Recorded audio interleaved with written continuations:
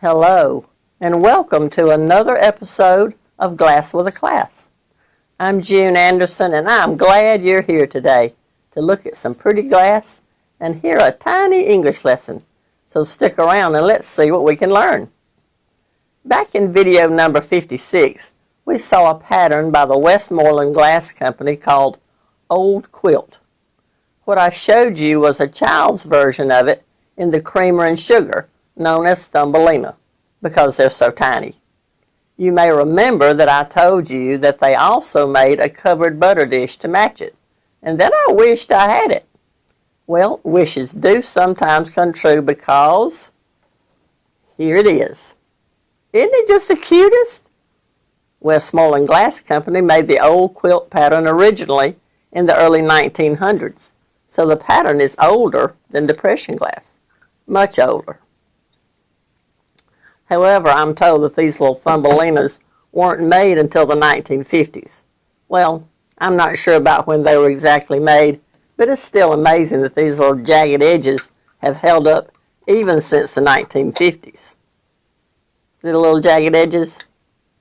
I don't see a single nick on them. Unbelievable.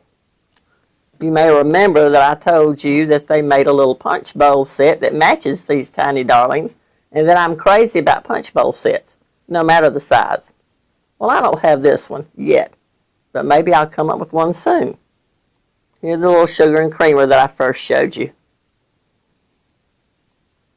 Until I come up with a punch bowl set, I'm just going to keep an eye out for one.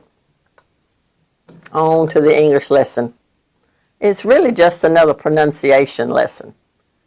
You've all heard someone say, "That is a mischievous child," meaning that kid is always getting into something. You may also have heard people say, "That is a mischievous child." Well, those people mean well, but they're mispronouncing the word. There is no such word as mischievous. The proper pronunciation is mischievous. It's the adjective form of the noun mischief.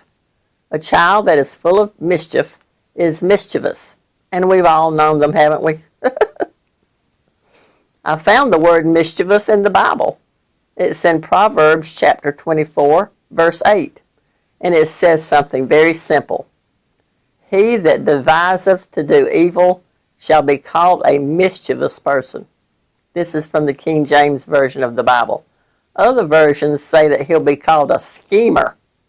That sounds pretty rough, doesn't it? Well, I enjoyed showing you my new little addition to my children's Thumbelina old quilt pattern and talking about mischievous and mischievous.